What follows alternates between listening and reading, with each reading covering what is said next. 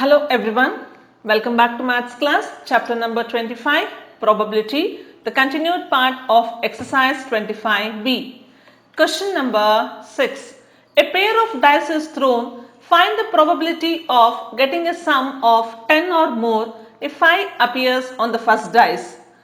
As we know already in the previous class we have discussed that if a pair of dice is thrown, that means to say two dice are thrown, so the total possible outcomes is equal to 36. 6 into 6 it is 36.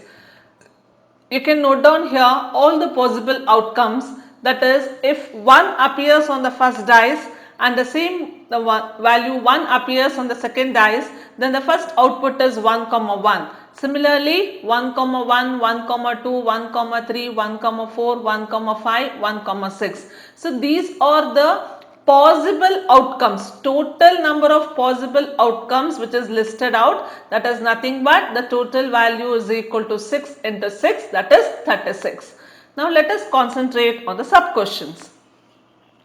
The first sub question says, here there is no sub question, directly they have asked, find the probability of getting a sum of 10 or more if 5 appears on the first dice. Understand the condition, children. By the output what you are going to obtain, in that output if we add those two numbers on those two output, it should be equal to 10. Let us understand in a better way. Here you can note down that all the points which I have blocked, where there is no possibility that you will get a number sum that is 10. That means 1 comma 1 is 2, then 1 comma 2 is 3. 1 comma 3 is 4, 1 comma 4 is 5, 1 comma 5 is 6 and 1 comma 6 is 7. So if you add these two elements, the sum is not equal to 10. That is one reason. And second reason is, there is one more condition that 5 appears on the first dice. As 5 appears on the first dice, the dice which appears with 1 to 4 and 6 is ruled out. You can remove all those things from the total outcome. Why? Because there is a condition that 5 should appear on the first dice. So 5 should appear on the first dice, and the value on the second dice, if you add the first value and second value, the sum should be equal to 10. So keeping these two conditions in mind, let us check the values which appears 5 on the first dice. 5 plus 1 not possible, 5 plus 2 not possible, 5 plus 3 not possible, 5 plus 4 not possible. Hence we have only two possible outcomes, that is 5 comma 5 its sum is 10, 5 comma 6 its sum is 11. So both the conditions are satisfied. The first condition is 5 should appear on the first dice, and the second condition is the sum should be equal to 10 or more. So in this problem, total number of favorable outcomes are 5 comma 5 and 5 comma 6. The value is equal to 2. Hence the required probability will be equal to 2 by 36, that is equal to 1 by 18. Question number 7. If two coins are tossed once, what is the probability of getting? There are some sub questions. 2 heads, at least 1 head, both heads or both tails. Let us list out the total possible outcomes. So if two coins are tossed together, we can have 4 possible outcomes, that is head on both the coins, head and tail on both the coins respectively, then tail on one coin, head on one coin, and tail on both the coins. So these are the 4 possible outcomes if we toss two coins at a time. So total number of all possible outcomes is equal to 4 and the formula remains the same. Let us concentrate on the sub question. The first sub question is, what is the probability of getting 2 heads? So already we have listed possible outcomes. If you go through with that, we can find 2 heads only at once, that is h comma h. Then the number of favorable outcome is equal to 1 and the required probability is 1 by 4. Both the coins, it should face head. Then what is the chance? It can happen only at one time. Next question is at least one head. Note down this word, children, at least one head. It makes you to understand that at least one means it is like one or more than one. At least one. At least is minimum one.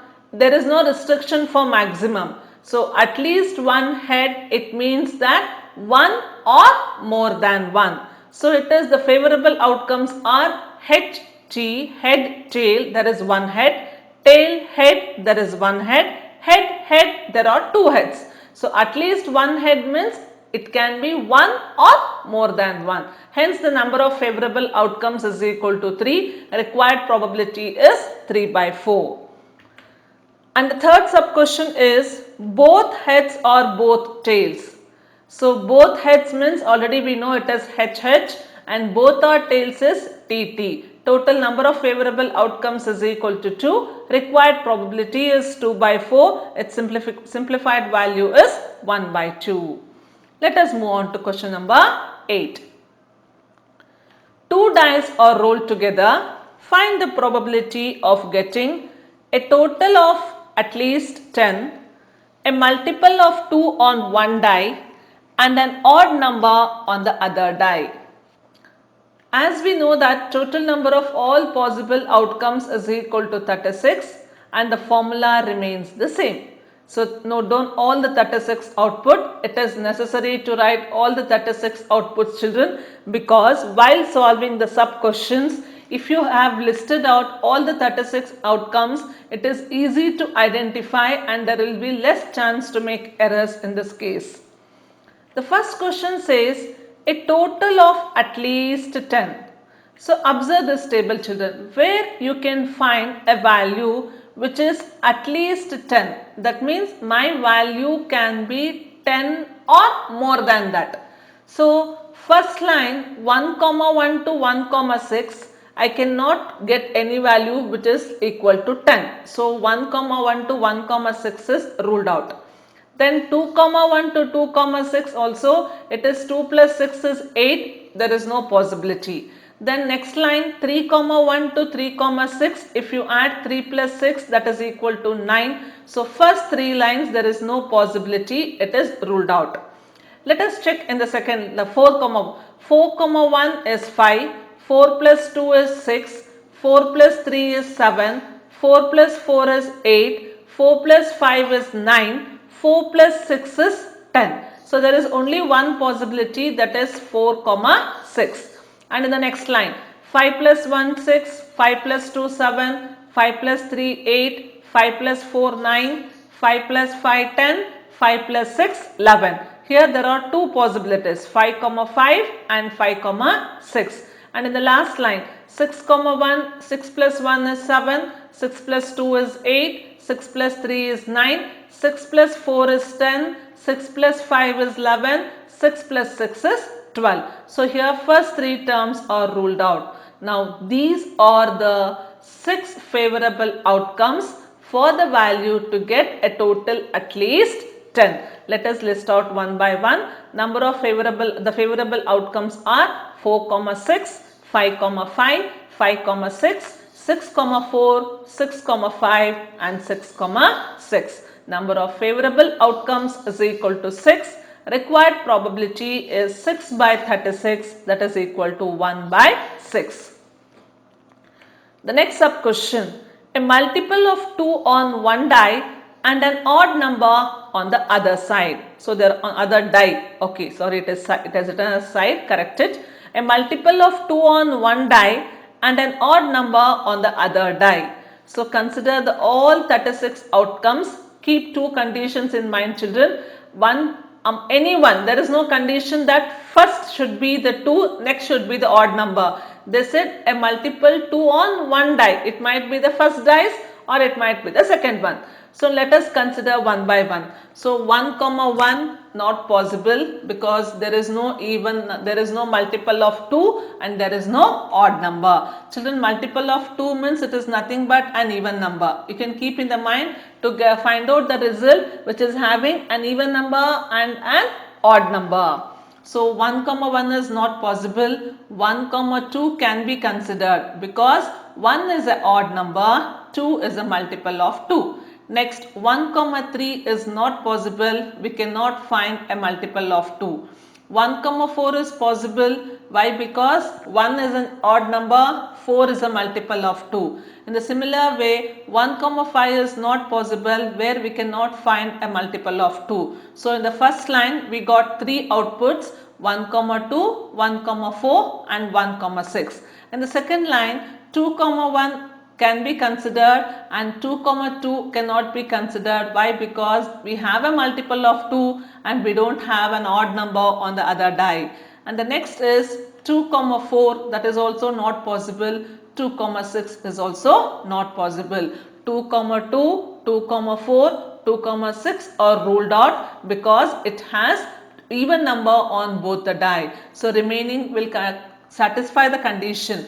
2 or is an even number or a multiple of 2 and the values on the other die 1, 3 and 5 are the odd number. In a similar manner, if you check the third line 3 comma 1 to 3 comma 6, we can consider 3 comma 2, 3 comma 4, 3 comma 6 as the outputs because 3 is the odd number, 2, 4, 6 are the multiples of 2. So remaining 3 values are ruled out.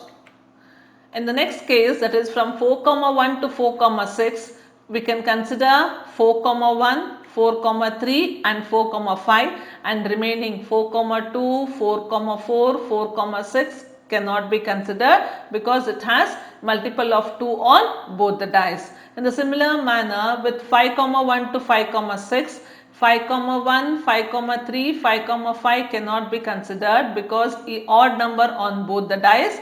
We can consider the output 5 comma 2, 5 comma 4 and 5 comma 6. It has odd number 5 on one die and 2, 4, 6 the multiples of 2 on the other die. So on the last one in the similar manner 6 comma 2, 6 comma 4 and 6 comma 6 cannot be considered because it has multiple of 2 on both the dice. We can consider 6 comma 1, 6 comma 3 and 6 comma 5. It has multiple of 2 on one die and an odd number on the other die. So these are all the favorable outcomes which can satisfy the condition. Let us list out and count. The count will be equal to 18, hence the required probability is 18 by 36, that is equal to 1 by 2. A card is drawn from a well shuffled pack of 52 cards. Find the probability that the card drawn is. So in detail in the previous video we have discussed about the playing cards, which there are 52 playing cards. Let me give you a brief revision of the children. Out of 52 cards we can have 26 black and 26 red. Then 26 black and 26 red, each category has been taken into 13 cards. So those 13 cards are to be very much important to keep a knowledge of it. So go through this once again. Total number of all possible outcomes is 52. The first question is a spade. I have replaced the same table here just to make you to recall, children. It is not necessary to copy the chart over here. The question is, find the probability that the card drawn is a spade. So we know that from the chart there are 13 spade cards. Hence the probability is 13 by 52. You need to remember that there are 13 spade, 13 club, 13 diamond and 13 heart. Spade and club are of black color, diamond and heart are of red color. So this knowledge is very much important. The first question is, find the probability that the card drawn is a spade. As there are 13 spade cards, the total outcome, possible number of favorable outcomes is equal to 13. Required probability will be equal to 13 by 52, which is equal to 1 by 4. And the second question is a red card. How many red cards, children? There are two categories of red card. I hope you remember this. So there are two red cards, that is each of 13 diamond and 13 heart. Hence the total number of red cards will be equal to 26. The required probability is 26 by 52, which is equal to 1 by 2. The question is a red card. So out of 52, how many are red? 13 diamond and 13 heart are of red color. So total is equal to 26. Sub question 3. It is a face card. So which are all the face cards? Try to recall. There are king, queen and jack. They are called as face cards. So there will be 3 face cards in each group. So total number of face cards in a pack of 52 is equal to 12. Hence the probability is 12 by 52, which is equal to 3 by 13. Next question, 5 of heart or diamond. See children, the question is from the heart category or from the diamond, we need to take out a number 5. We know that in a set of 13 cards, 2 to 10 there will be cards with diamond as well as in heart. As it is said that heart or diamond, we need to consider the heart or diamond. In the diamond category, I can get 5 number 1 card, and in the heart category, I can get 5 numbered card 1. Hence, the probability is 1 plus 1, which is equal to 2. 2 by 52 is equal to 1 by 26. The question is 5 of heart or diamond. So, from the heart, we can take 1 card which is numbered 5. From the diamond, we can take 1 card which is numbered 5. Hence, the number of favorable outcome is 1 plus 1, which is equal to 2. Next sub question, it is jack or queen. If you observe children, in all the 4 categories, we have 1 jack and 1 queen. So, hence we can say that it is 4 plus 4, 4 queen and 4 jacks. 4 plus 4 is 8. Probability is 8 by 52, which is equal to 2 by 13. Question number 6, ace and king. Did you notice children any card which has ace as well as king? And king means what? It should satisfy both the condition. There is no such card which is ace and king both. Hence the number of favorable outcome is 0 and the required probability is also equal to 0. Next, question number 7, sub question, a red or a king. A red or a king means, sub question 7, a red and a king. So we need to consider a card which is a red card and as well as a king card. We know that from the diamond category we can have 1 king and from the heart category we can have a 1 king. So hence we can say that there are 2 such cards which are red kings, one of diamond and one of heart. Then the number of favorable outcome is 1 plus 1, that is 2. So required probability is 2 by 52, which is equal to 1 by 26. Sub question 7, that is a red or a king. So there is a choice. How many red cards are there? 26 red cards. Already in that 26 red cards, the king is already added. Then other than red cards, where can we find the king cards? It is with the black cards, that is one from spade and one from club. Hence the number of favorable outcomes will be 26 plus 2, that is 28. In this place you have to be very much careful children. As it is a red card, we have taken 26, which already includes a king. We need not to again add the king cards in this. Usually students will go wrong with this. Red cards are 26, king cards are 4, 26 plus 4 is 30, which is absolutely wrong. You have to think over there. As you consider the red card, it already contains king. So red cards are 26, which are 2 kings are red in that, and 2 more kings are of black, one is spade and one is club. Hence the number of favorable outcomes is 26 plus 2, 28. The required probability will be 28 by 52, that is 7 by 13. By this we have completed up to question number 9. Thank you children. Go through once, keep the knowledge of the playing cards and try to solve it. The flow chart or the table which is shown in all the slides is for your clarification. You need not to draw that. You just make a chart in your book, keep it as a reference once you solve the problem. Once you are thorough with this knowledge, don't refer the table, try to solve the problem like that itself. Thank you. Have a nice day.